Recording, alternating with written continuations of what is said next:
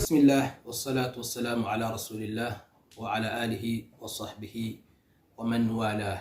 إنما الأعمال بالنيات وإنما لكل امرئ ما نوى. أتيجا بدأ بياني كرايو الشيخ عثمان بن فودي يو زامك أرسا بياني كان سلفيين شيخ عثمان بن فودي. أبايا حلقة متبايا من بياني أكن كوكو ردي أكن مسجوا شيخ عثمان بن فودي دان سلفياني. wasu suka ce shi ya je makka ya karbo salafiya, to mun ga yadda su Sheikh Adam Abdullahi Ilauri suka bashi amsa da Professor Ali Abubakar. Muka yi bayani akan Sheikh Amiruddin Abubakar da masu ra'ayi irin nasa, su ma duka mun kawo ra'ayin ko mun yi raddi. Magana ta gaskiya ta fito cewar ma gaba ɗaya shehu su malaman Sheikh Usman bin Fodi ba su da alaka da harkar salafiya ko ka da'awa ta Sheikh Ibn Abdul Wahhab. To ginin da suka yi dama na ra'ayinsu shine Shehu Jibril bin Umar da Samba bin Abdullah su ne suka samu salafiya, suka karɓo wahabiyya, suka sanya wa Shehu Usman. To wannan sai sa wani ma kuma sai wasu dabaka sai ta fito, su ne suke cewar ma ƙarshe Shehu Usman ma ya fita da Qadiriyya, wanda jagoran wannan tafiya shine wani Muhammad Liwa'uddin Ahmad, wanda abin da yake faɗa shine anna Sheikh Uthman ibn Fodi taraka tariqatahu al-Qadiriyya. Sheikh Usman ya bar tariqarsa ta Qadiriyya wa tamassaka bi tariqati al-Wahhabiyya, ya kama a tariqa ta Wahhabiyya. Wanda har magana shine inda ke cewa بالرغم من أن مرحلة تصوف الشيخ عثمان بن فودي هي مرحلة طويلة نسبيا إلى عمره. جدا تشور مرحلة تصوف أنت شيخ عثمان أرايوسا مرحلة مي صهو أخذت منه زمنا لا بأس به. تاجا لوكتشي مي يوا أتكرا يوشو عثمان، وهي المرحلة التي يمكننا تصورها بعمق من خلال هذه الأبيات. إتوانا مرحلة إتتشي ودا زهم إيا صورتا أتكين ونن بيتك التي سطرها في تلك الفترة. ودا شيشة عثمان يربطها أو أنه فترة معنا فترة ديكي صوفي كينا عندك تشوى نحمد الله وقتنا وقت نور وقت كشف الظلام في العالمين. نحمد الله حزبنا حزب عبد القادر الغوثي سيد العارفين. إلا أن الشيخ لم يلبس أن انتقل بتأثير بعض علمائه. سيدي تشيوا شيخ عثمان ببري ببي تبتا أكم ونن تبركي نقادرية با سبب تأثيرا وسدق مالمانسا من هذه المرحلة إلى مرحلة جديدة. daga waccan marhala ta sufanci zuwa marhala sabuwa wa mu'akisa li marhalatihi sabiqa, wadda wannan marhala sabuwar tana kishiyantar waccan tsohuwar marhalar tasa. wa hiya marhalatu salafiyyatihi, ita ce marhala ta kasancewarsa dan salafiya. To wannan dai da bayani da yawa a takaice dai abin da yake faɗa, Shehu Usmanu ya fita da Qadiriyya ya koma dariqa ta Wahhabiyya. To za mu koma mu duba mu ga menene hakikanin wannan magana tasa, menene kuma abin da yake na gaskiya a cikinta.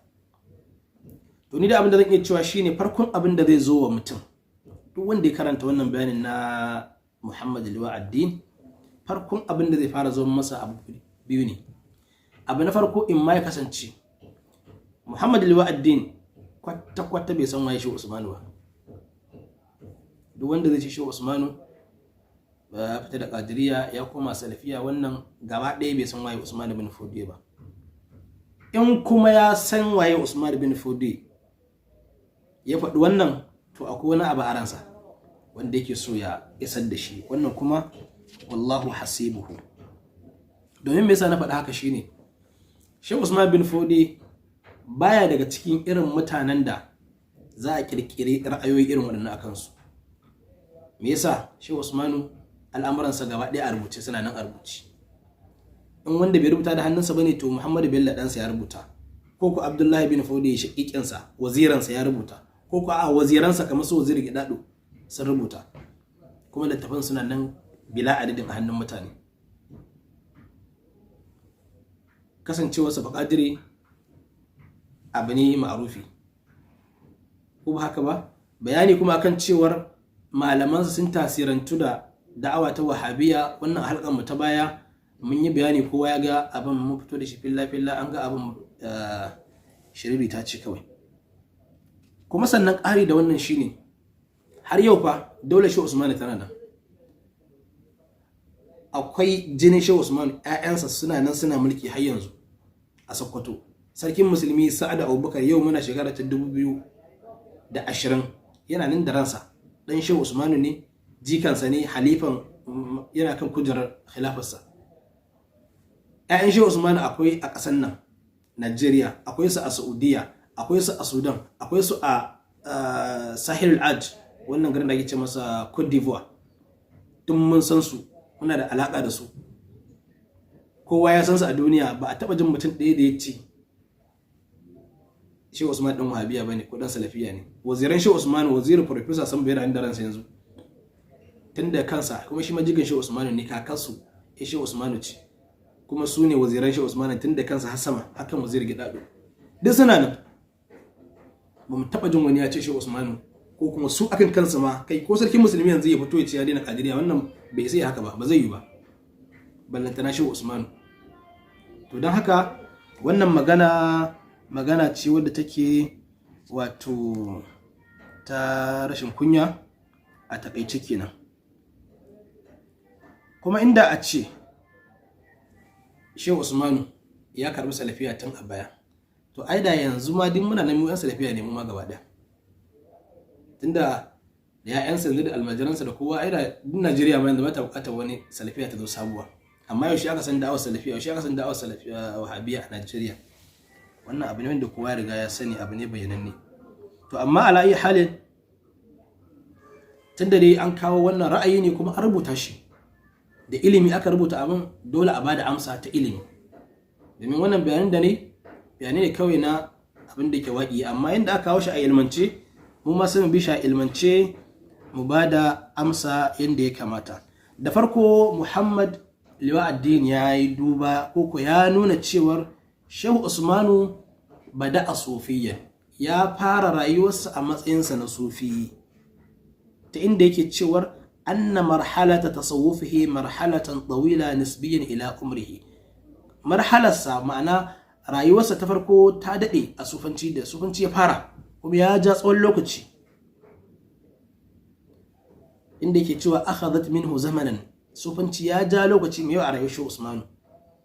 To amma abin mamaki shine da kansa kuma a take sai ya warware maganarsa, sai yake cewa me hina anna intiqalahu ila salafiyya kana fi bidayati amrihi, sai yake nuna cewar komawarsa salafiya kuma ya kasance a farkon lamarinsa, sun da yake isharar cewar Shehu Usman ya tasirantu da salafiya ne ta hanyar malamansa. In ku kana maganar mutum ya tasirantu da abu ta bangaren malamansa, to kaga ai kana magana ne a san da yake neman ilimi. To yanzu anan ya ce Shehu Usman ya tasirantu da salafiya a san da yake neman ilimi gurin malamansa, yana nufin Sambo bin Abdullah da Jibril bin Umar, wanda ta neman ga cewar ma ƙarya ne wannan magana, ba ta da asali. To kuma ya ce kuma sufanci Shehu Usmanu tun farko rayuwarsa ya ja lokaci, to a lokaci da yake salafiya kuma a lokaci da yake sufi, a wannan tanakudi ne ma wanda yake, inda yana da matunani da bai kawo wannan magana ba. To sannan kuma abin tambaya shine, ya za a yi Shehu Usmanu in har da gaske malamansa 'yan salafiya ne sun koyar da shi salafiya tun yana yaro, yana farkon lamarinsa, kuma shi sai ya ɓoye salafiyar bai salafiyar ba sai bayan ya tsufa, malaman sun mutu sannan zai dawo zama dan salafiya. Ai kamata a ce Shehu Usmanu mu same shi dan salafiya tun farkon rayuwarsa. In dai har malamansa su suka bashi salafiya, to tun farkon rayuwar ya kamata a ce mu same shi dan salafiya. Amma kuma kaga da zaka ce mana kuma akhadha minhu zamanan, sufanci ya ja lokaci mai yawa tun daga farkon rayuwarsa zuwa tsawon lokaci, sufanci ya ja lokacin Shehu Usman. To dai wannan dai magana ce wadda ba ta da gaba ba ta da baya. Sannan abu na biyu nake cewar da shi wannan dakta ya aminta da wannan maganar tasa, to da ya kawo baitukan da ya kawo da sai ya kawo su gaba ɗayansu. Ni na kasa ganewa wannan baitukan da ya kawo me dalilin kawo su, to amma hikimar Allah shine wannan baitukan ya kawo su ne don su zama hujja a kansa, ba hujjarsa bace, hujja ce a kansa. Domin baitukan shin suna nuna Shehu Usmanu ya fita da Qadiriyya ne ya koma salafiya, ko kuma suna tabbatar da Shehu Usman dan Qadiriyya ne? Wannan shine abin tambaya. Shi yasa nace baitin hujja ce a kansa ba hujjarsa bace ba. Wanda shi kuma ya kawo baitukan ne da ya nuna cewa Shehu Usman a cikin su ya bayyana cewa shi ya fita da Qadiriyya saboda kidahumanci. Asalin baitukan Shehu Usman ya kawo su ne a cikin littafinsa mai suna Nasihatu Ahli Zaman, wanda wannan littafi Shehu Usman ya rubuta shi saura shekara 6 ya rasu ya rubuta littafin nan. A cikin littafin me yake faɗa? A farkon muqaddimar littafin ma farko yake cewa kwaikwayo yake yi na wani baiti da Hassan al-Yusi yayi, shine yayi tsara kasidan nan tasa a kwatankwacin tsarin kasidar Hassan al-Yusi. Yake cewa qultu wa nahnu aidan nahmadu Allah azza wa jalla ala ma manahana min al-khairat. Mu ma muna godewa Allah subhanahu wa ta'ala bisa abin da ya mana baiwa da shi na alkhairai fi zamanina dinan wa duniya, a wannan zamanin namu alkhairin da Allah ya mana na addini da na duniya muke gode masa. Wa ala ma anjana min ash-shururi al-haliyati wal madiyya, muna godewa Allah kuma a bisa abin da ya mana na tsayartawa, ya tsayar da mu daga sharrin masharanta a yanzu da abin da ya wuce, da Allah ya mana sharrin masharanta ya ɗora mu akan su baki ɗayansu. To da haka sai ya kawo wannan waka da yake cewa nahmadullaha waqtuna waqtu nurin waqtu kashfi zalami fil alamin. Muna godewa Allah a cikin wannan lokaci namu, lokaci mai haske, lokaci wanda Allah ya yaye duhu ga duk duniya, duhun kafirci Allah ya kawo mana da shi. Nahmadullaha waqtuna waqtu ihya'is sabili li sayyidil mursalin. Muna godewa Allah wannan zamani da Allah ya nuna mana, zamani da muka raya sunnan manzon Allah sallallahu alaihi wasallam. Nahmadullah waqtuna waqtu nasrin. Muna godewa Allah wannan zamani namu, zamani mai nasara. Waqtu khazlani jumlatil kafirina, lokaci wanda Allah ya nuna mana tozartar kafirai baki ɗayan su. Allah ya tozarta kafirai, ya kauda su, ya kawo daula ta alkhairi, daular musulunci. Nahmadullah waqtuna waqtu izzin. Muna godewa Allah wannan zamani namu, zamani na ɗaukaka, na ƙasaita. Waqtu farajin li jumlatil muslimina, lokaci wanda Allah ya nuna mana yaye dukkan wani bakin ciki. Duk wani musulmi Allah ya nuna masa, ya farraje masa bakin ciki, domin Allah ya kauda kafirai, ya buɗe wa musulmi hanya, ya tabbatar da daular musulunci. A ƙarshe yake cewa nahmadullah, muna godewa Allah. Hizbuna hizbu Abdul Qadir. Wannan runduna tamu jama'a ta Shehu Usmanu, wannan runduna tamu jama'a ce ta Shehu Abdul Qadir. Al-Ghawth Sayyidul Arifina. Al-Ghawth Sayyidul Arifin. Shi duk Shehu Abdul Qadir kenan, shugaban masana Allah.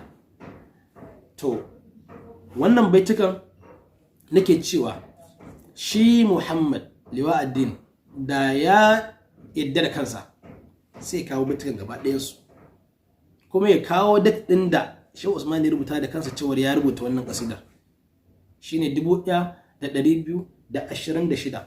Idan muka duba za mu ga Shehu Usman ai ya rasu 1232, za mu ga saura shekara 6 Shehu Usman ya rasu. Wannan yake tabbatar mana cewar Shehu Usman ƙarshen rayuwarsa yana nan baƙadiri. Kuma wannan baitukan sun zo ne hujja akan kaya Muhammad Liwa'uddin. Da haka wannan duka hikima ce ta Allah subhanahu wa ta'ala. To tare da haka ma ba za mu bar mawdu'in haka ba. Mu ɗauko rayuwar Shehu Usman gaba ɗaya mu kasa ta kashi 3. Shehu Usman ya shekara 63. To da haka mu kasa rayuwarsa kashi 3, 20 ta farko, 20 ta biyu, 20 ta 3. Duk kowace 20 zan kawo muku ga Shehu Usman yana nan baƙadiri. 20 ta farko da ta biyu har ta 3 ta ƙarshe. Mu ɗauki marhala ta farko, shine marhala ta qabla al-jihad. marhalar da kafin Shehu Usman ya fara jihadi. Shehu Usman Qadiri ne anan ko ba Qadiri bane ba.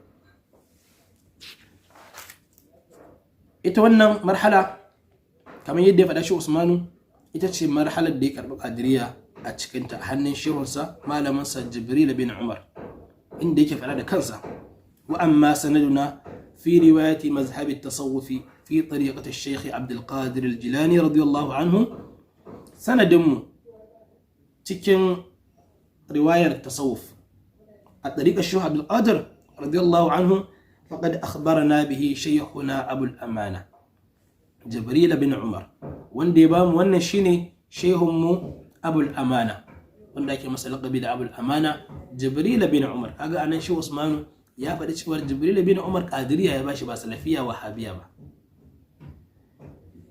Ijazatan an shaykhihi, wanda shi ma ya karbi ijazar wannan Qadiriyan ne daga shehinsa Abul Fayd Muhammad Murtada al-Husaini al-Wasiti. Ya ci gaba da kawo sanadin kuma hakan Shehu Abdul Qadir. Kaga maganar nan da maganar da ne a farko a dazu cewar Jibril bin Umar Qadiriya ya karbo a Makka a Hijaz ba salafiya ba, kuma Qadiriya ya bawa Shehu Usman bin Fodi a Kano a Nigeria ba salafiya ya bashi ba wahabiya ba. Wannan kaga Shehu Usman da kansa ya faɗe ta. Sannan a dai wannan marhalar Shehu Muhammad Bello dan Shehu Usman bin Fodi ya ruwaito wata magana daga mahaifinsa Shehu Usmanu, wanda Shehu Usman yake ce masa anna Allah ta'ala jadhabahu ilayhi wa amaddahu bi fayd al-anwar. Shehu Usman yake cewa da Muhammad Bello Allah subhanahu wa ta'ala ya masa jazba, ya fizge shi zuwa gare shi, ma'ana Allah ya fizge shi zuwa hadara Allah subhanahu wa ta'ala, wa amaddahu bi fayd al-anwar, Allah ya masa madadi da haskake masu yawa. Wa ashhadahu ajaibal malakuti, Allah ya nuna masa abubuwa na ban mamaki na malakutullah.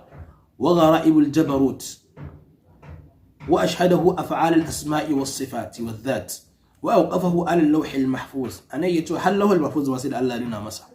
Wa kasahu hullat ad-da'wati ilayhi, sannan Allah ya sanya masa rigar ado ta izinin kira zuwa ga Allah.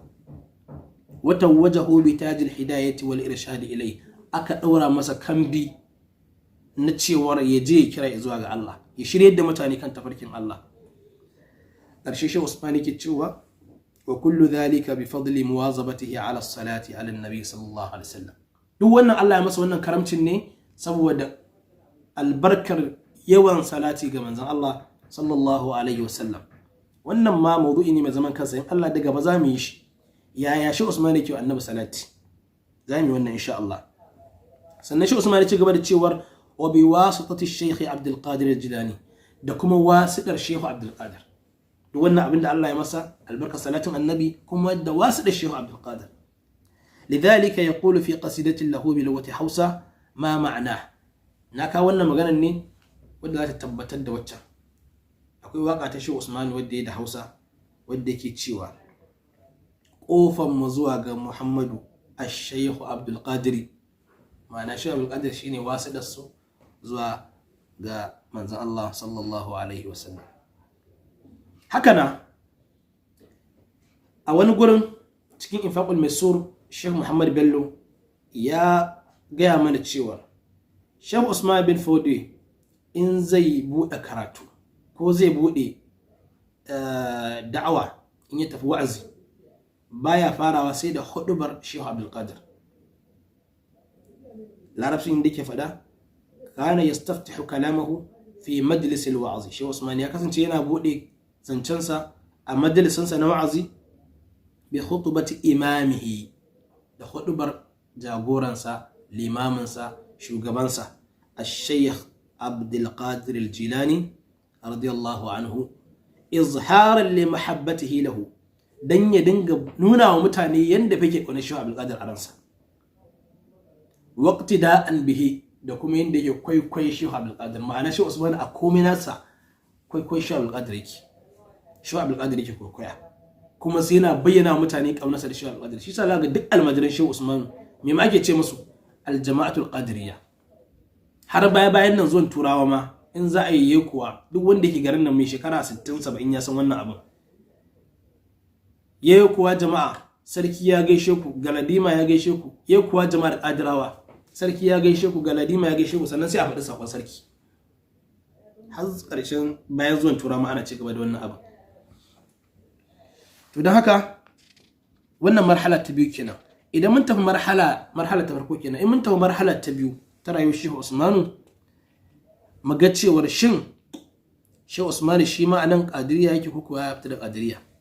Wato kamar in muka dauki shekara ta 1774 zuwa ta 1794 ta rayuwar Shehu Usmanu, wanda a wannan lokacin ne Shehu Usmanu ya fara da'awa, ya fara kira zuwa ga Allah, domin ya fara kira zuwa ga Allah yana da shekara 21 a hijira 1188. Haka Abdullahi bin Fodi ya faɗa a cikin Tazyinul Warqat.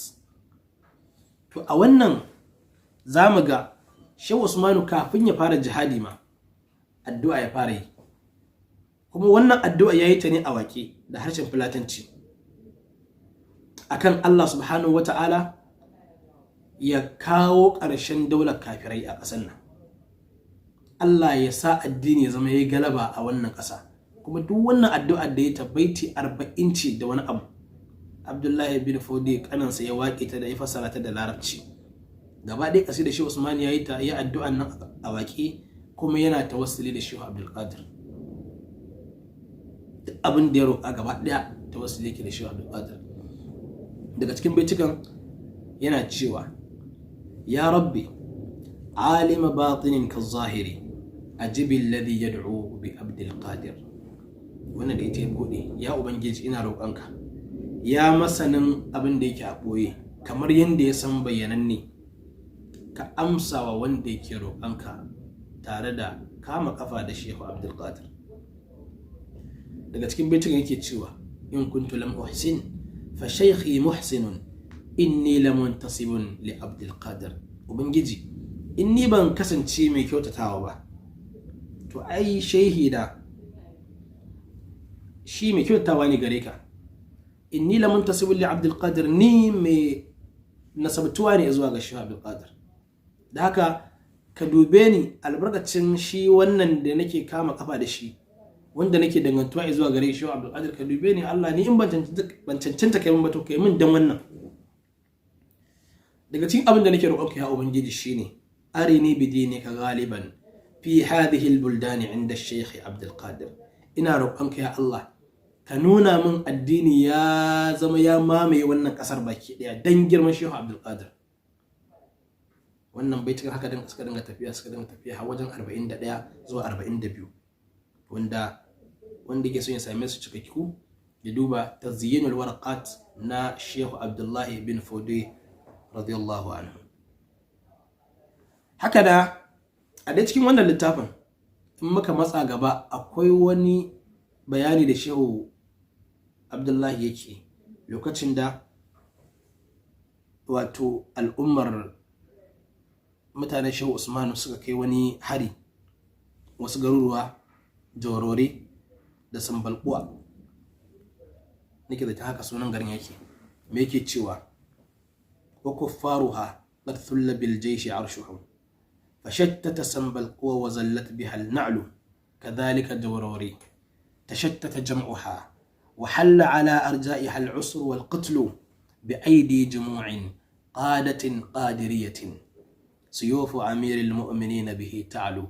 Halli shahid anan shine duk wannan mun je wannan garin Sambalkuwa da Jaurare mun ragargaza su, mun fatattake su. Allah ya dauka addini amma a hannun wa bi aidi jumu'in qadiriyatin, a hannun rindina ta qadiriya, ma'ana rindina su kenan, wanda shi Shehu Muhammad Bello anan Muhammad Bello ne ya ja wannan rundunar.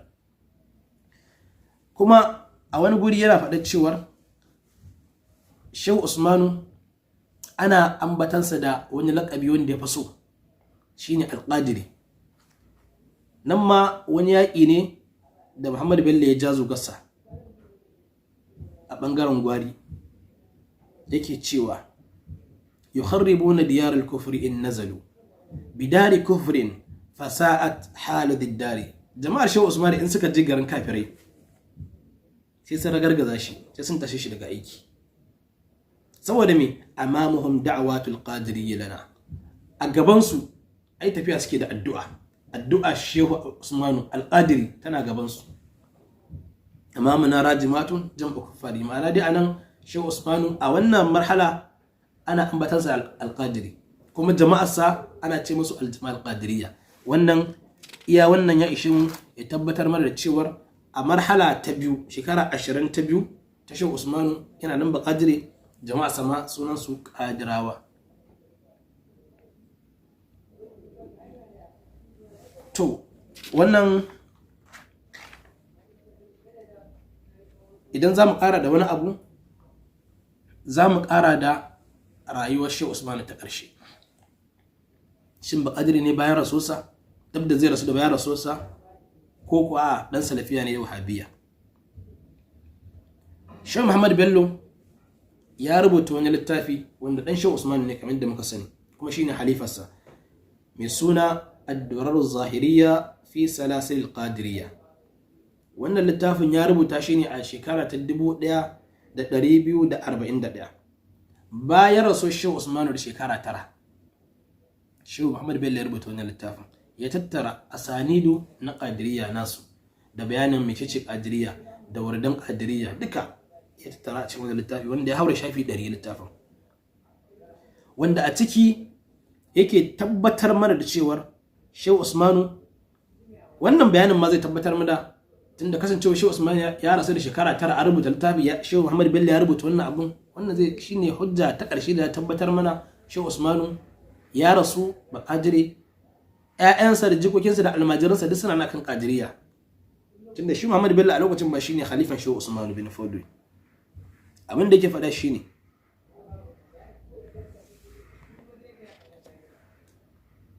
وقد حصل لنا بحمد الله، أتكلم لتافن كتشوا حصل لنا بحمد الله وحسن عونه وعنايته محبة الشيخ عبد القادر الجيلاني واعتقاده وتعظيمه ورؤية من رآه.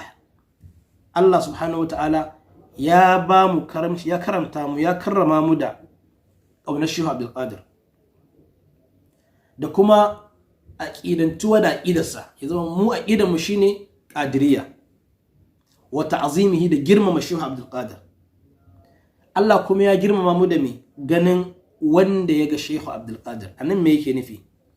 Bal wa ru'yatihi manaman, haka na kuma Allah ya karrama mu da ganin shehu Abdul Qadir a bacci, ya karrama mu da ganin wanda ya ga shehu Abdul Qadir, ya kuma karrama mu da ganin sa a mafarki. Wattiba'i mazhabihi, kuma ya karrama mu da bin mazhabin shehu Abdul Qadir.